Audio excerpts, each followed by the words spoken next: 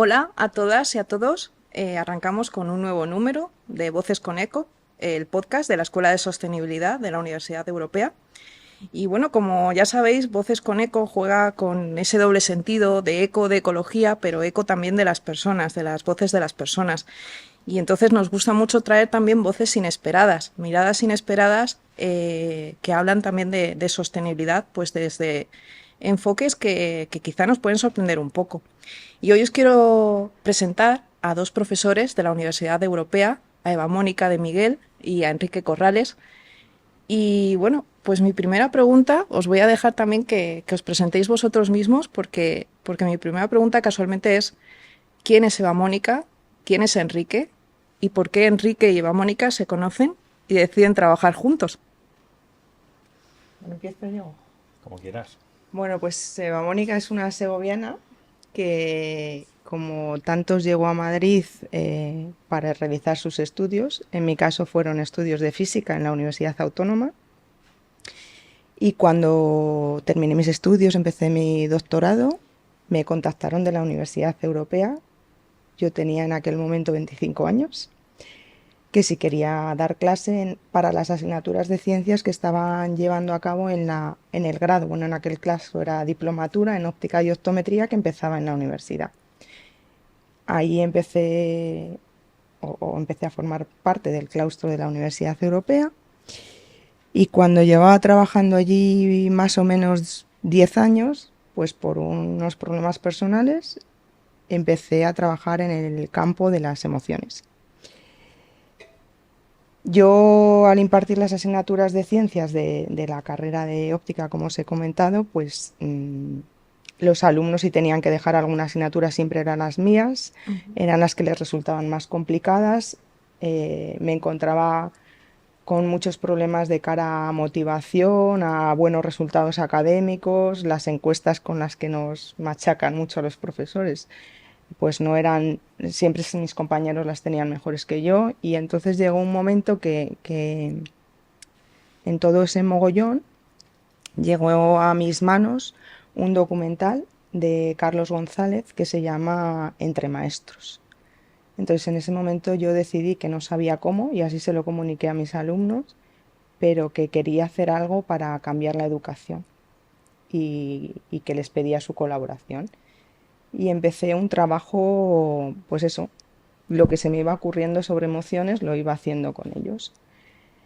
En ese momento, por casualidades de la vida, me dicen que en el Alcázar de Segovia, que de manera fortuita ha aparecido una cámara oscura en los desvanes, que ellos no sabían muy bien cómo darle explicación. Como yo era óptica, pues que si queríamos ir a hacer una visita y lo queríamos ver. Entonces yo tenía en aquel momento pocos alumnos, y miré en la universidad que otras personas había que podrían hacer algo conmigo. Entonces conocí a Enrique del comité de empresa, él daba fotografía en diseño y arte, y le propuse hacer una actividad transversal entre los alumnos de óptica y los alumnos de arte, y llevarnos a todos para que nos pusieran el autobús en la universidad a hacer una actividad en el Alcázar de Segovia. Y entonces ese fue el origen de la relación juntos, ese fue el origen de mi inmersión en el campo de las emociones, y ese fue el origen, y ahora os cuenta Enrique, para mí, porque me regaló un libro de un artista que se llama Cutler, y hizo que cambiara por completo mi vida y empezara a introducir el arte en la ciencia. Y empecé a dar clase de física a través de obra de arte, y ahí empezó un poco la sinergia. Generamos un colectivo que se llama Magiae Naturalis, que lo que pretende es divulgar la ciencia y los resultados científicos a través del arte.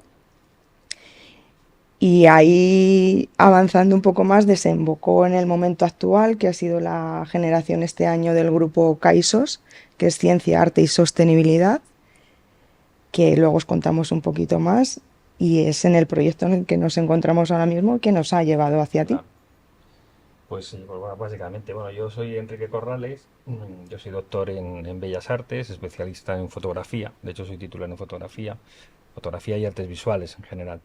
Y bueno, un poco pues lo que dice Eva, de alguna manera, bueno, hay como una especie de, bueno, pues de divorcio entre arte y ciencia. De hecho, hay un libro muy conocido del año ya 56 o 59 de un señor que se llamaba Snow, que hablaba de las dos culturas. Entonces él proponía que no entendía bien las razones por las cuales a finales del siglo XIX y sobre todo al principio del XX hay una separación entre ciencia y arte. Entonces él cuestiona esa separación, de hecho él cree que es una separación artificial, y de hecho, bueno, evidentemente se está demostrando y hoy en día hay unas tendencias más unificadoras de la importancia y las interrelaciones entre arte y ciencia.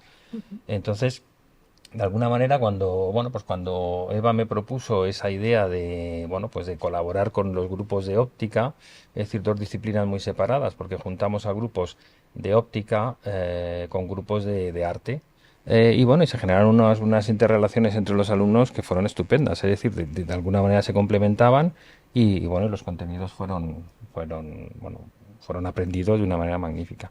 Todo eso también tuvo que ver pues bueno pues con este trabajo de las emociones, ¿no? Y es una de las líneas que estamos trabajando ahora mismo, ¿no? Que la llamamos sostenibilidad emocional, y en esa línea consideramos que cuando se habla de sostenibilidad generalmente relacionamos la palabra sostenibilidad con el reciclaje, con cuestiones de huella climática, etcétera, etcétera, huella de carbono, pero también consideramos que es necesaria una sostenibilidad emocional, es decir, que somos individuos, que la sociedad en la que vivimos es una sociedad con muchas presiones y que al final eso desemboca en problemas emocionales, problemas psicológicos, depresiones, burnout, etcétera, etcétera.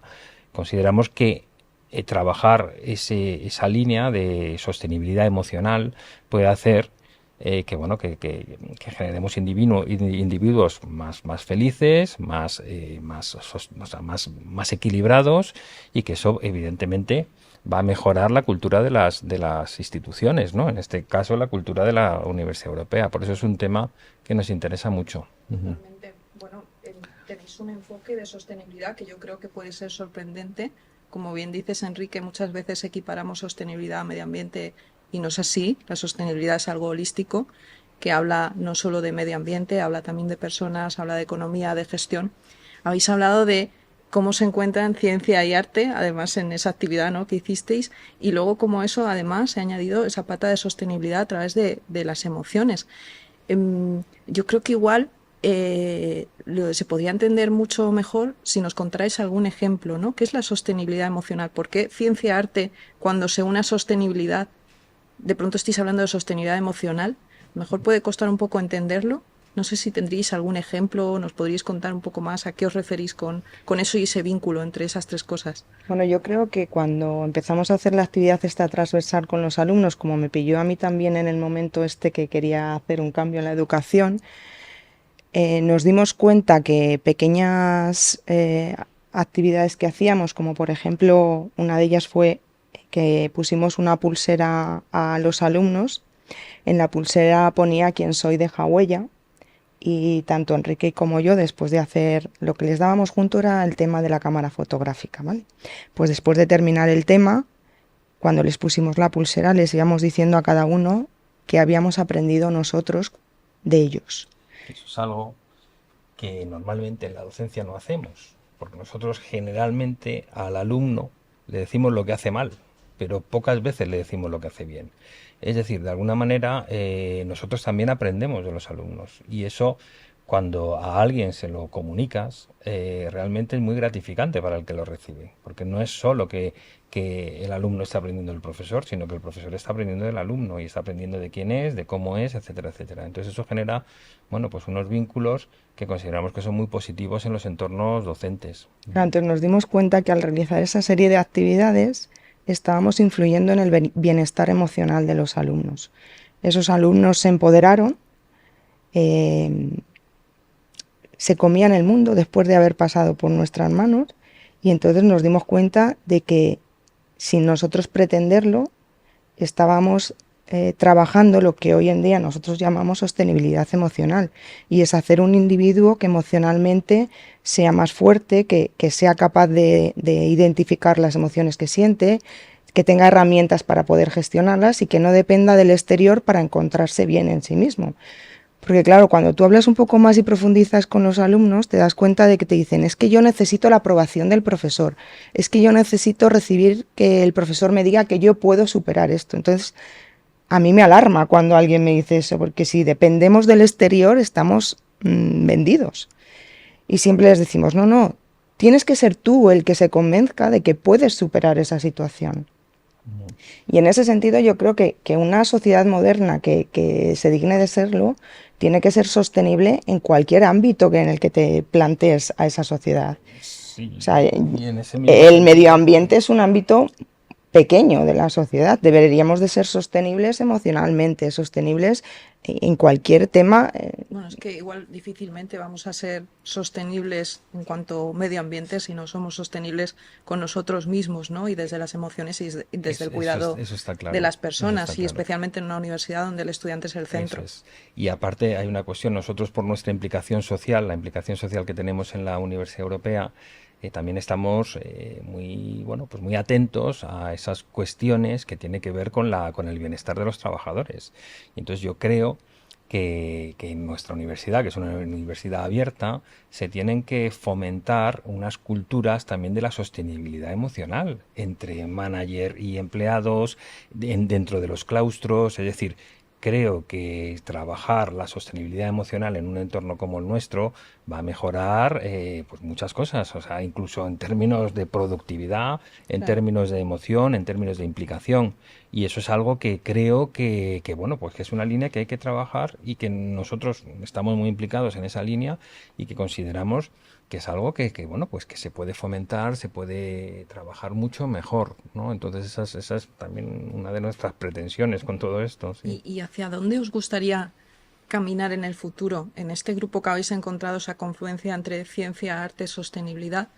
Cuando hablamos de sostenibilidad emocional, ¿dónde os veis en el futuro, o incluso con otras líneas que también tengan que ver con estos tres conceptos? ¿Cómo Mira, ahora os veis? estamos iniciando algunas tesis doctorales. Hay una que, bueno, que va a estar más vinculada a la sostenibilidad emocional, pero hay otra línea que es también muy interesante que se va a llamar narrativas sostenibles. Evidentemente la narrativa, es decir, tanto la narrativa literaria como cinematográfica, como videográfica, como cultural en todos los sentidos, genera imaginarios.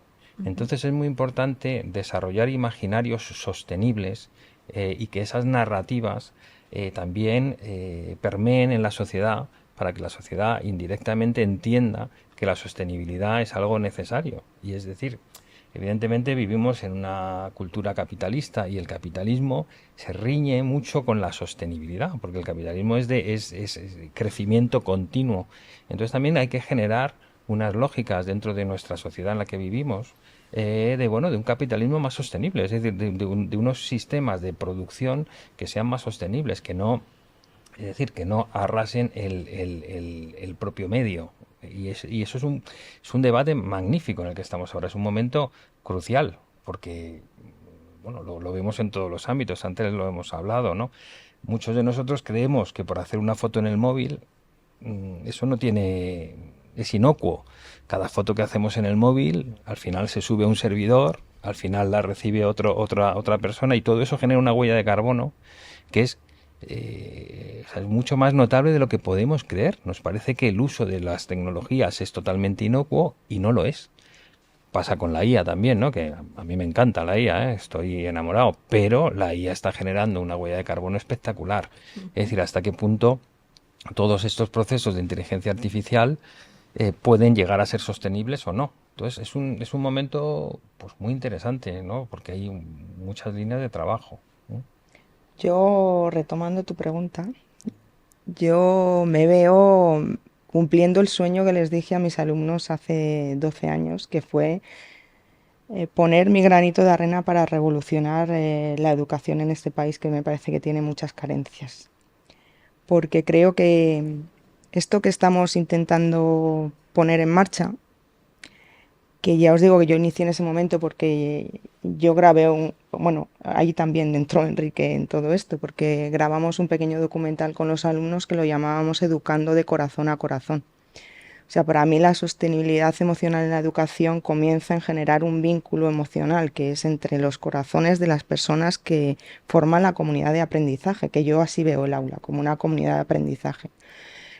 Tanto el profesor como los alumnos tienen que ser conscientes de que lo que allí surja va a ser responsabilidad de todos.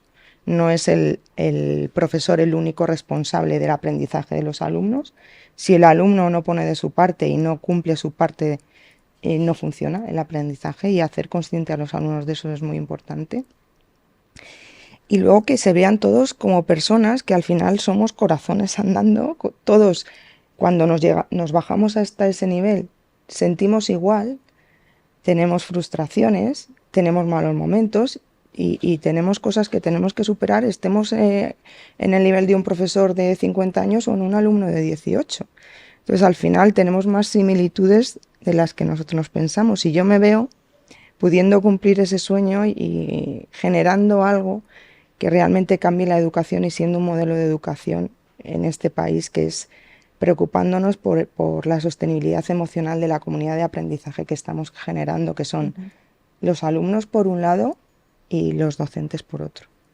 Una parte fundamental cuando hablamos de sostenibilidad y que a lo mejor puede sorprender, ¿no?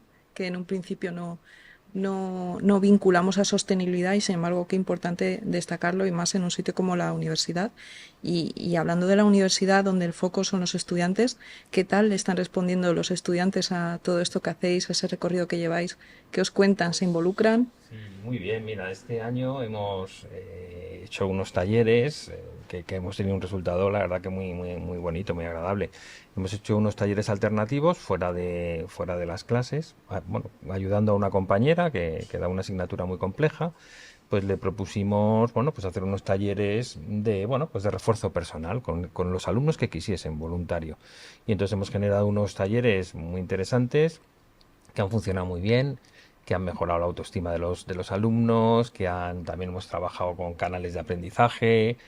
Los alumnos han entendido que hay algunos alumnos más visuales, otros más auditivos, otros más kinestésicos, entonces han entendido cómo se procesa muchas veces el aprendizaje.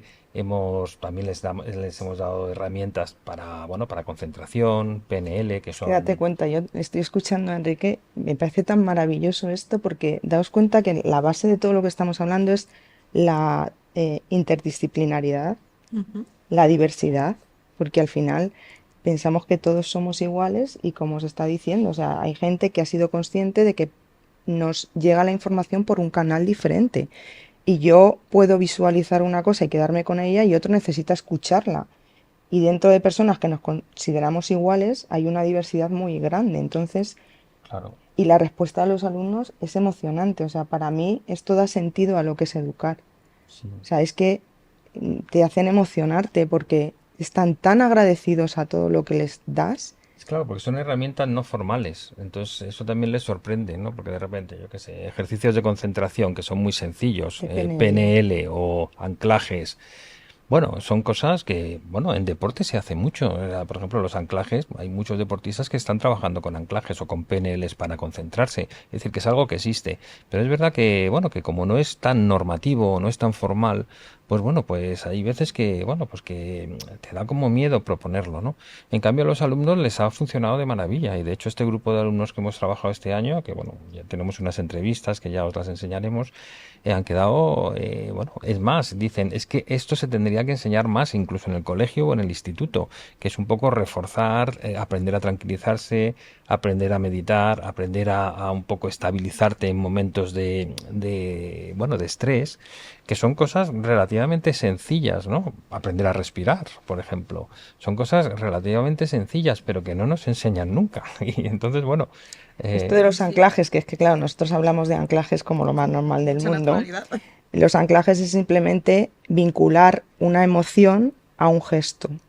Entonces, esto, por ejemplo, Nadal cuando iba a sacar, que se metía el pelo por las orejas, y eso es un anclaje. Él ha trabajado el relacionar o vincular una emoción a ese gesto, entonces cuando realiza ese gesto dispara esa emoción. Entonces, si él quiere sentir, por ejemplo, tranquilidad, que nosotros es lo que hemos trabajado con los alumnos, que fueran seguros y tranquilos al examen. Lo que hemos hecho es vincular una situación en la que ellos han sentido esa emoción, traer la emoción y ligarla a un gesto. Entonces, cuando ellos realizan ese gesto, disparan esa emoción. Claro, qué bueno que deis esas herramientas es a súper los sencillo. estudiantes. Es súper sencillo, simplemente repetirlo una serie de veces y luego ya lo relacionas. Entonces cada uno pues tiene una forma de... Que es un método, pero que es una práctica que no es complicada.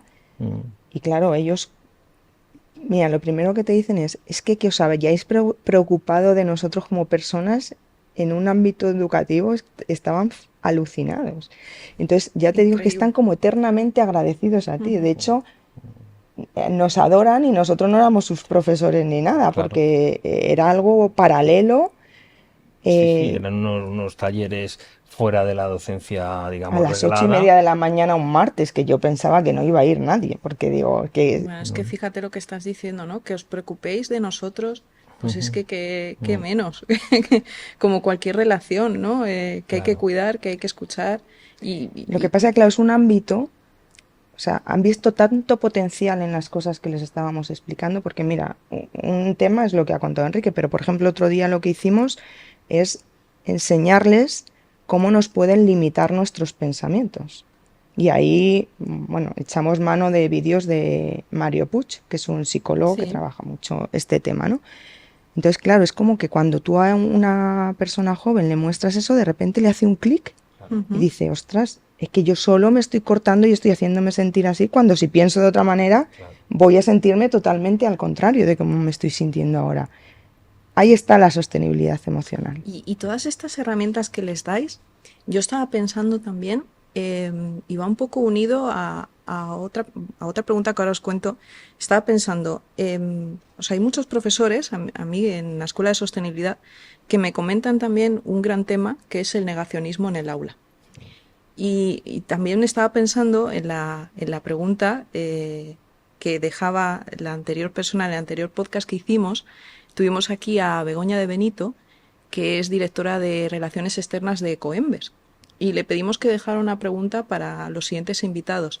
Y iba un poco en esa línea. Ella decía, bueno, yo admiro mucho a esos científicos que debaten, que confrontan el negacionismo, y ya no solo a un nivel pues básico, que igual es más sencillo, ¿no?, debatir eso, sino cuando hablamos de quienes toman las decisiones públicas, de otro público, también, pues cómo desde la ciencia o desde el aula se combate eso. Y estaba pensando en que eso igual os ha podido también suceder, no lo sé, y me gustaría saber también, o sea, en esa experiencia y en ese feedback que tenéis de los estudiantes, ¿qué ocurre cuando os encontráis también un estudiante que bueno, que no cree en nada de esto? Nosotros no contamos nunca lo que vamos a hacer. Siempre les decimos que confíen en nosotros. Yo creo que la base de esto está en la experiencia. Yo soy físico, o sea, más racional que mi mente no existe otra. Pero como buen físico y como buen científico, creo que nos tenemos que rendir ante la evidencia. Entonces, tienes que hacer experimentar a la gente las cosas y una vez que les experimentan, que opinen ellos mismos. Entonces, la mirada crítica. Claro, nosotros ahora mismo, con estas actividades que hemos hecho, lo que hemos hecho es ponerlas en marcha, tenemos los resultados y una vez que tenemos los resultados los comunicamos. Hemos obtenido esto, entonces la gente ante los resultados te pregunta, ¿y qué habéis hecho para que los alumnos ahora digan en las encuestas del profesor qué maravilla de persona tengo delante, cuánto sabe este profesor? Y antes decían, este profesor no sabe enseñar, antes es el año pasado. Entonces, cambiamos eso y luego la gente nos pregunta, ¿qué has hecho? Yo, respecto a la cuestión del negacionismo, es verdad, bueno, evidentemente lo que hay que hacer es fomentar el sentido crítico, eso es obvio.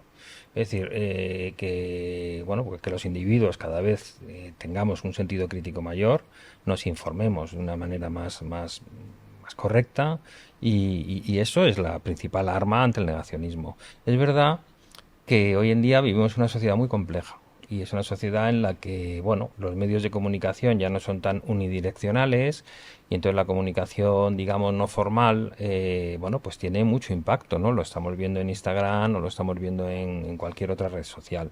Y eso fomenta, pues efectivamente, unas olas de negacionismo que estamos viendo, ¿no? Y esas olas de negacionismo solo se pueden combatir desde el sentido crítico, desde la formación y desde el rigor. O sea, es así de claro. Es cierto también que, bueno, que todo esto, bueno, pues tiene que ver también con un monopolio, sobre todo en el siglo XX, del pensamiento científico, un pensamiento científico demasiado nuclear que ha dejado de lado discursos minoritarios. Y entonces, claro, luego, bueno, pues es verdad que toda esta lógica, digamos, positivista, ilustrada, etcétera, etcétera, bueno, que ha generado un mundo que es un mundo magnífico en el que vivimos, pero que bueno, que ha dejado de lado otras sensibilidades, otras culturas. Por eso yo creo que en todo esto también es interesante tener un sentido crítico marcado, utilizar las herramientas lógicas y habituales del pensamiento científico, que el pensamiento científico es crítico, y sobre todo, bueno, pues ser conscientes cada vez más de que, bueno, de que vivimos en un entorno que no es un entorno tan unificado como en el siglo XX, es un entorno mucho más fluido, mucho más líquido, si lo queremos ver, en referencia a Bauman. Ujú. Entonces, de alguna manera, pues sí, efectivamente, eso permea en la sociedad y tenemos, bueno, y es una complicación lo del negacionismo. Mira, yo te voy a poner Porque, un ejemplo y así te vamos a poder hablar los dos. Yo, el primer negacionismo con el que me tuve que enfrentar fue Enrique. Ah, así, Sí, porque tú, o sea, claro, cuando yo le dije, yo voy a hacer este tipo de vamos, de terapias, de actividades con los alumnos, Enrique me pedía en qué se basa científicamente todo eso. Y ahora él está trabajando en esto, estamos dentro del mismo grupo y está dentro conmigo. Entonces, mm, yo lo que intenté fue lo que te digo. Vale, no me crees, pero vamos a probarlo y luego escuchas a los alumnos.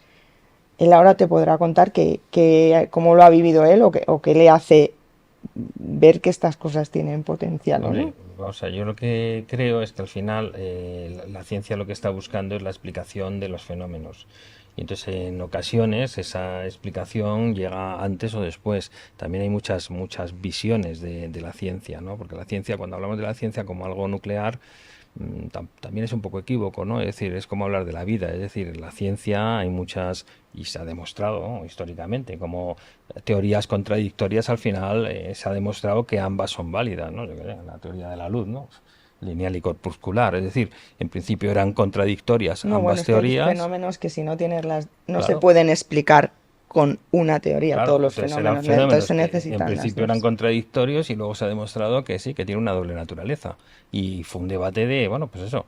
Entonces es curioso, ¿no? Cómo al final, de alguna manera, bueno, la lógica de la ciencia es una lógica de dotar de sentido a la vida en la que vivimos, a la sociedad en la que vivimos. Es que mira, la vida es maravillosa, por eso nosotros, nuestro grupo artístico se llama Magia de Naturalis, porque ese nombre viene de un tratado de la Porta, que fue la primera vez en la que en un documento se hablaba de arte y ciencia unido.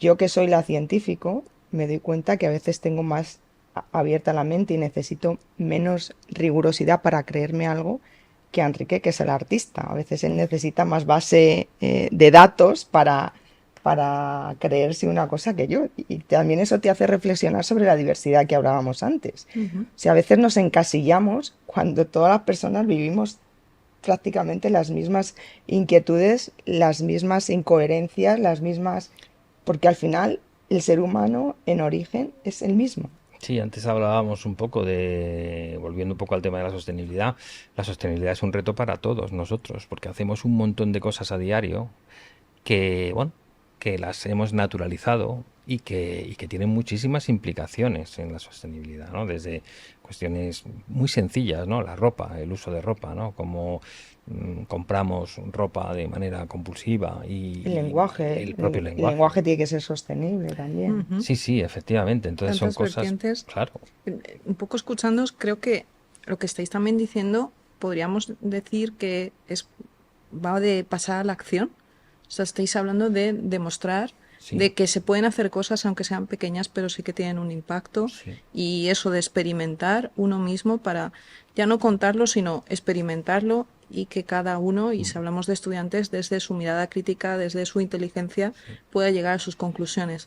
Es Sí, que Pasar a la acción es importante. sí, yo, además, bueno, yo, mi formación de artista, pienso que la acción es necesaria, porque la teoría, y yo se lo digo a los alumnos muchas veces, el papel, papel lo el sostiene papel todo, lo dicen. aguanta todo, y Sí, es que es desde verdad, luego. el papel lo aguanta todo, y Lo tú aguanta todo. puedes imaginar cosas que luego no las puedes llevar a la práctica, ¿no? Que bueno, que imaginar siempre es una proyección. O sea, que decir que al final a mí me interesa mucho la ciencia ficción precisamente porque realmente imaginar mundos son mundos que al final se van a conseguir. Sin la imaginación de esos mundos no se conseguirían.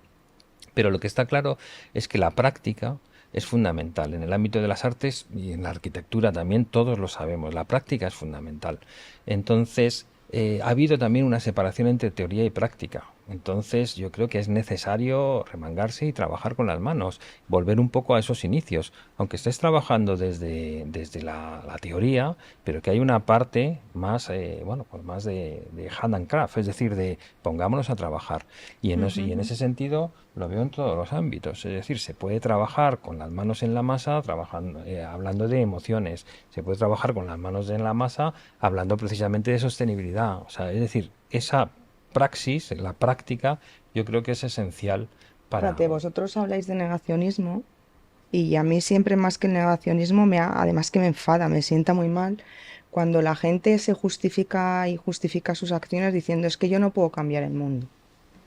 Entonces, nosotros estamos intentando no cambiar el mundo, pero cambiar la pequeña parcela en la que nosotros podemos actuar, que es en nuestra clase con nuestros alumnos o nuestro entorno laboral con la gente con la que trabajamos. Todos podemos hacer cosas, pongámonos a hacerlas. Es que es muy fácil decir yo no hago nada porque es que yo no puedo, en el tema del reciclaje igual, es que yo estoy separando y luego las empresas van y lo juntan. No te preocupes de lo que hace el otro, preocúpate de lo que haces y de lo que puedes hacer tú. Pues Claro. voy a recoger este mensaje que creo que tiene mucha belleza también de empoderar, ¿no?, a las personas y a nuestros estudiantes de que pueden hacer cosas, pueden actuar. O sea, no es como este mensaje de Sí, tú puedes cambiar tu desesperanza, ¿no? mundo. Tú puedes hacer cosas y se puede pasar a la acción.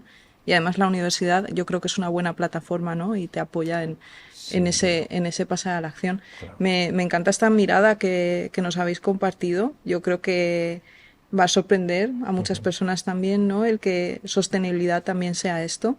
Y me gustaría, para terminar, pediros que, bueno, siguiendo un poco el juego este que tenemos en este podcast, pues pudierais dejar una pregunta de lo que queráis, algo que os interese saber del próximo invitado, que no sabemos quién será, pero una pregunta de algo que os interese y que os gustaría que respondiera de manera inesperada pues el próximo invitado.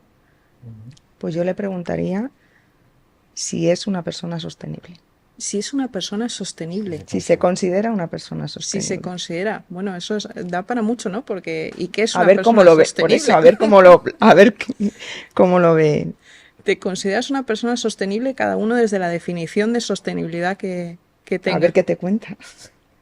Muy bien. Sí, es una pregunta compleja, pero es interesante porque probablemente le haga reflexionar sobre, porque lo hemos dicho antes, ¿no?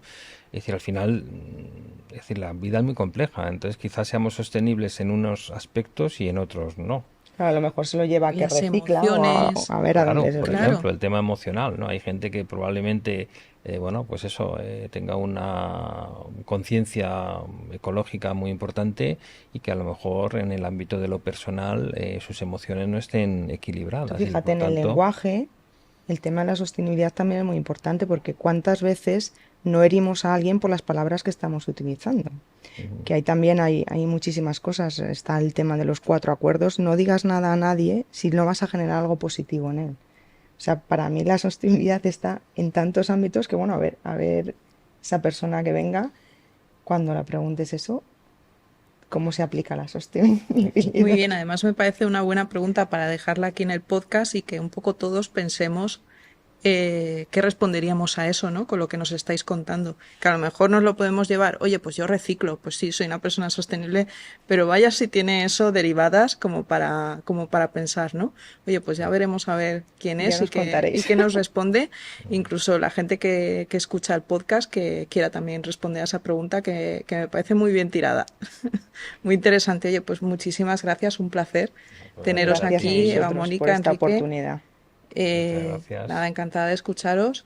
Gracias por estar aquí y seguramente que nos veremos en próximos Estamos a podcasts vuestra también. disposición Eso para es. aumentar la sostenibilidad.